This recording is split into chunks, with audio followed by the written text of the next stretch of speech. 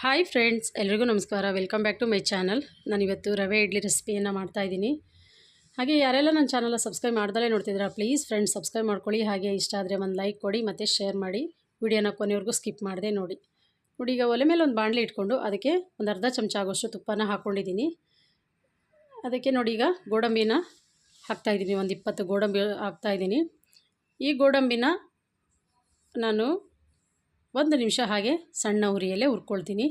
ನೋಡಿ ಇದಾಗಿದೆ. ಈಗ ಇದನ್ನೆಲ್ಲ ಒಂದು ಪ್ಲೇಟಿಗೆ ಎತ್ತಿಟ್ಕೊಳ್ತೀನಿ.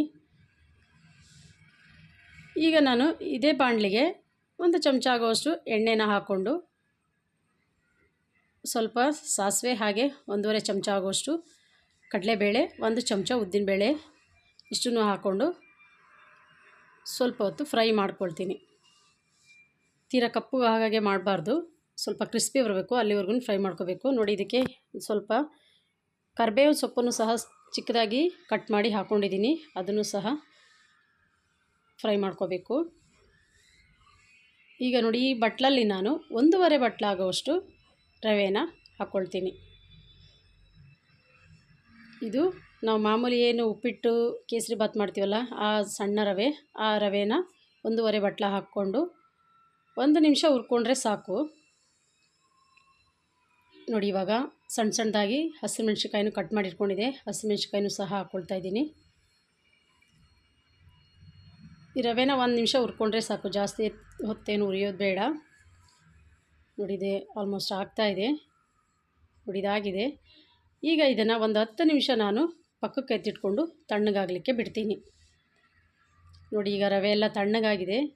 ಈ ತಣ್ಣಗಾದಂಥ ರವೆಗೆ ನಾನು ಯಾವ ಕಪ್ಪಲ್ಲಿ ರವೆ ಹಾಕ್ಕೊಂಡಿದ್ದೆ ಅದೇ ಕಪ್ಪಲ್ಲಿ ಮೊಸರನ್ನು ಸಹ 1.5 ಕಪ್ ಮೊಸರನ್ನು ಈಗ ಹಾಕ್ಕೊಳ್ತಾ ಇದ್ದೀನಿ. ಹಾಕ್ಕೊಂಡು ಇದ್ರ ಜೊತೆಗೆ ನಾನಿವಾಗ ಸ್ವಲ್ಪ ಕೊತ್ತಂಬರಿ ಸೊಪ್ಪು ಹಾಗೆ ರುಚಿಗೆ ತಕ್ಕಷ್ಟು ಉಪ್ಪು, ಜೊತೆಗೆ ಒಂದು 1/4 ಟೀ ಸ್ಪೂನ್ ಆಗೋವಷ್ಟು ಸೋಡಾನ ಹಾಕ್ಕೊಳ್ತಾ ಇದ್ದೀನಿ. ಈಗ ಇದನ್ನೆಲ್ಲ ಚೆನ್ನಾಗಿ ಮಿಕ್ಸ್ ಮಾಡ್ಕೋಬೇಕು. ಇವಾಗೇನು ನೀರು ಹಾಕೋದು ಬೇಡ, ಏಕೆಂದರೆ ಮೊಸರು ಹಾಕ್ಕೊಂಡಿದ್ವಿ, ಹಾಗಾಗಿ ನೀರಿನ ಅವಶ್ಯಕತೆ ಇರಲ್ಲ. ನೋಡಿ ಈ ಥರ ಎಲ್ಲ ನೀಟಾಗಿ ಮಿಕ್ಸ್ ಮಾಡ್ಕೊಂಡಾದಮೇಲೆ ಇದನ್ನು ಒಂದು 1/4 ಗಂಟೆ ಹಾಗೆ ನೆನೆಯಲಿಕ್ಕೆ ಬಿಡಬೇಕು. ಈ ಮೊಸರು ಜೊತೆ ರವೆ ಎಲ್ಲ ನೆನ್ಕೊಂಡು ಆಮೇಲೆ ಸ್ವಲ್ಪ ಗಟ್ಟಿ ಬರುತ್ತೆ. ನೆಕ್ಸ್ಟು ನಾನು ನೋಡಿ ಇವಾಗ ಒಂದು 10 ನಿಮಿಷ ನೆನೆಯಲಿಕ್ಕೆ ಇಟ್ಟಿದ್ದೀನಿ. ಇವಾಗ 10 ನಿಮಿಷ ಆಗಿದೆ. ನೋಡಿ ಎಷ್ಟು ಗಟ್ಟಿಯಾಗಿದೆ. ಈ ಹದದಲ್ಲಿದ್ದರೆ ಇಡ್ಲಿ ಮಾಡೋಕ್ಕಾಗೋದಿಲ್ಲ. ಹಾಗಾಗಿ ಇದಕ್ಕೆ ಮತ್ತೊಂದು ಸಾರಿ ನಾನು ಇನ್ನೊಂದು ಅರ್ಧ ಕಪ್ ಆಗೋಷ್ಟು ಮೊಸರನ್ನು ಸೇರಿಸ್ಕೊಳ್ತಾ ಇದ್ದೀನಿ. ಮೊಸರು ತೀರಾ ಹುಳಿ ಇದ್ದರೆ ಜಾಸ್ತಿ ಸೇರಿಸೋದು ಬೇಡ, ಮಜ್ಜಿಗೆನೇ ಸೇರಿಸಿದ್ರೆ ಸಾಕು. ಮೊಸರು ಹುಳಿ ಇರಲಿಲ್ಲ, ಹಾಗಾಗಿ ನಾನು 2 ಕಪ್ ಮೊಸರು ಹಾಗೆ ಒಂದು ಅರ್ಧ ಕಪ್ ಆಗೋವಷ್ಟು ನೀರನ್ನು ಸಹ ಸೇರಿಸ್ಕೊಳ್ತೀನಿ. ಮೊಸರು ಏನಾದರೂ ಜಾಸ್ತಿ ಹುಳಿಯಾಗಿದ್ದರೆ ಅದನ್ನೇ ಸ್ವಲ್ಪ ತೆಳು ಮಾಡಿಕೊಂಡು ಸಹ ಹಾಕ್ಕೋಬೋದು. ನೋಡಿ ಇವಾಗ ನಾನು ಅರ್ಧ ಕಪ್ ನೀರನ್ನು ಸಹ ಸೇರಿಸ್ಕೊಳ್ತಾ ಇದ್ದೀನಿ. ಈ ಅರ್ಧ ಕಪ್ ನೀರನ್ನು ಸೇರಿಸ್ಕೊಂಡು ನಾವು ಯಾವ ರೀತಿ ಇಡ್ಲಿ ಬ್ಯಾಟರನ್ನು ರೆಡಿ ಮಾಡ್ತೀವಿ ಆ ರೀತಿ ಮಾಡ್ಕೋಬೇಕು. ಇದನ್ನು ಈ ಥರ ಎಲ್ಲ ನೀಟಾಗಿ ಮಿಕ್ಸ್ ಮಾಡ್ಕೋಬೇಕು. ನೋಡಿ ಇನ್ನೂ ಸ್ವಲ್ಪ ನೀರು ಉಳಿದಿತ್ತು, ಅರ್ಧ ಕಪ್ಪಲ್ಲಿ ಸ್ವಲ್ಪ ನೀರು ಉಳಿದಿತ್ತು, ಅದನ್ನು ಸಹ ಹಾಕ್ಕೊಂಡು ಎಲ್ಲ ನೀಟಾಗಿ ಮಿಕ್ಸ್ ಮಾಡ್ಕೊಳ್ತಾ ಇದ್ದೀನಿ. ನಾವು ಈ ಬ್ಯಾಟರ್ನ ಎಷ್ಟು ಚೆನ್ನಾಗಿ ರೆಡಿ ಮಾಡ್ಕೊಳ್ತೀವೋ ಅಷ್ಟು ಚೆನ್ನಾಗಿ ಇಡ್ಲಿ ಬರುತ್ತೆ. ಹಾಗಾಗಿ ಒಂದು 5 ನಿಮಿಷ ಪೇಷನ್ಸಿಂದ ಚೆನ್ನಾಗಿ ಮಿಕ್ಸ್ ಮಾಡ್ಕೋಬೇಕು. ನೋಡಿ ಇದು ಕರೆಕ್ಟ್ ಇದೆ, ಇಡ್ಲಿ ಮಾಡೋಕ್ಕೆ ಹಿಟ್ಟು ಕರೆಕ್ಟ್ ಇದೆ. ಈಗ ಇದನ್ನು ಮತ್ತೊಂದು 10 ನಿಮಿಷ ಹಾಗೆ ಇಡ್ತೀನಿ. ಏಕೆಂದರೆ ಇವಾಗ ನೀರು ಮತ್ತು ಮೊಸರು ಮಿಕ್ಸ್ ಮಾಡಿರೋದ್ರಿಂದ ಒಂದು 10 ನಿಮಿಷ ಹಾಗೆ ಬಿಟ್ಟು ಇವಾಗ ನೋಡಿ ನಾನು ಇಡ್ಲಿ ಮಾಡ್ಕೊಳ್ಳೋಕ್ಕೆ ರೆಡಿ ಮಾಡ್ಕೊಳ್ತಾ ಇದ್ದೀನಿ. ಈಗ ಒಲೆ ಮೇಲೆ ಆಗಲೇ ಒಂದು ಪಾತ್ರೆಯಲ್ಲಿ ನೀರು ಕಾಯಲಿಕ್ಕೆ ಇಟ್ಟಿದ್ದೀನಿ. ಈಗ ಇಡ್ಲಿ ಅಟ್ಟಿಗೆ ಎಣ್ಣೆ ಎಲ್ಲ ಹಾಕ್ಕೊಂಡಿದ್ದೀನಿ. ಎಣ್ಣೆ ಇದ್ದರೆ ಎಣ್ಣೆ ಹಾಕ್ಕೋಬೋದು, ಇಲ್ಲ ತುಪ್ಪ ಹಾಕ್ಕೋಬೋದು. ನೋಡಿ ನಾನು ಫ್ರೈ ಮಾಡ್ಕೊಂಡಂಥ ಗೋಡಂಬಿನ ಇಲ್ಲಿ ಒಂದೊಂದನ್ನು ಸೇರಿಸ್ಕೊಳ್ತಾ ಇದ್ದೀನಿ. ಸೇರಿಸ್ಕೊಂಡು ಅದ್ರ ಮೇಲೆ ಈ ಹಿಟ್ಟನ್ನು ಹಾಕ್ಕೊಳ್ತಾ ಇದ್ದೀನಿ. ಹಿಟ್ಟಿಗೂ ಸಹ ಸೇರಿಸ್ಕೊಂಡು ಹಾಕ್ಕೋಬೋದು ಜಾಸ್ತಿ ಇದ್ದರೆ. ನೋಡಿ ಈ ಥರ ಎಲ್ಲ ಅಟ್ಟಿಗೂ ನಾನು ಇಡ್ಲಿ ಹಿಟ್ಟನ್ನು ಹಾಕ್ತಾಯಿದ್ದೀನಿ.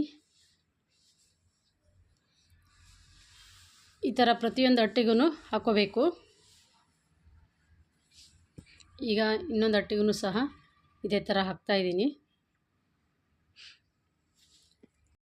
ಮನೆಯಲ್ಲಿ ಸಾಮಾನ್ಯ ಮಕ್ಕಳುಗಳು ಈ ಥರ ಡಿಫ್ರೆಂಟಾಗಿ ಯಾವುದೇ ತಿಂಡಿ ಮಾಡಿಕೊಟ್ರೂ ತಿಂತಾರೆ, ಇಲ್ಲ ಅಂತಂದರೆ ಅಷ್ಟು ಇಷ್ಟಪಟ್ಟು ತಿನ್ನಲ್ಲ. ಇನ್ನೂ ಸ್ವಲ್ಪ ಕಲರ್ಫುಲ್ಲಾಗಿ ಕಾಣಬೇಕು ಅಂದರೆ ಸ್ವಲ್ಪ ಕ್ಯಾರೆಟ್ ತುರಿನ ಸೇರಿಸ್ಕೊಂಡ್ರೆ ಇನ್ನೂ ಕಲರ್ ಚೆನ್ನಾಗಿ ಕಾಣುತ್ತೆ. ಮಕ್ಕಳು ಸಹ ಖುಷಿಯಿಂದ ತಿಂತಾರೆ ಮತ್ತು ರುಚಿನೂ ಸಹ ಅಷ್ಟೇ ಚೆನ್ನಾಗಿರುತ್ತೆ. ಏಕೆಂದರೆ ಈ ಕಾಳುಗಳನ್ನೆಲ್ಲ ಫ್ರೈ ಮಾಡಿ ಹಾಕೋದ್ರಿಂದ ಈ ಇಡ್ಲಿ ತಿನ್ನುವಾಗ ಮಧ್ಯೆ ಕ್ರಿಸ್ಪಿನೆಸ್ ಬರುತ್ತೆ. ಹಾಗಾಗಿ ಇಡ್ಲಿ ತುಂಬ ಇಷ್ಟಪಟ್ಟು ತಿಂತಾರೆ ಮಕ್ಕಳು. ಅದೇ ಪ್ಲೈನ್ ಇಡ್ಲಿ ಕೊಟ್ಟರೆ ಅಷ್ಟು ಇಷ್ಟಪಟ್ಟು ತಿನ್ನಲ್ಲ. ನೋಡಿ, ಈಗ ನಾನು ಈ ಕಡ್ಬಿನ ತಪ್ಪಲೆಯಲ್ಲಿ ನಾನು ಈ ಇಡ್ಲಿನ ಬೇಯಿಸ್ತಾ ಇದ್ದೀನಿ. ನಾನು ಸಪ್ರೇಟಾಗಿ ಇಡ್ಲಿ ಪಾತ್ರೆ ಅಂತಲೇ ಇಟ್ಕೊಂಡಿಲ್ಲ. ಈಗ ಮುಚ್ಚಳ ಕ್ಲೋಸ್ ಮಾಡಿ ಒಂದು 10 ನಿಮಿಷ ಬೇಯಿಸಿದರೆ ಸಾಕು, ಇಡ್ಲಿ ಬೆಂದೋಗುತ್ತೆ. ನೋಡಿ ಈಗ ಎಷ್ಟು ಚೆನ್ನಾಗಿ ಬೆಂದಿದೆ. ಒಂದು ಟೂತ್ ಪಿಕ್ಸ್ ಸಹಾಯದಿಂದ ನೋಡ್ಬೋದು, ಇಲ್ಲ ಈ ಥರ ಮೇಲೆ ಕೈಯಿಂದ ನೋಡಿದ್ರೂ ಗೊತ್ತಾಗುತ್ತೆ.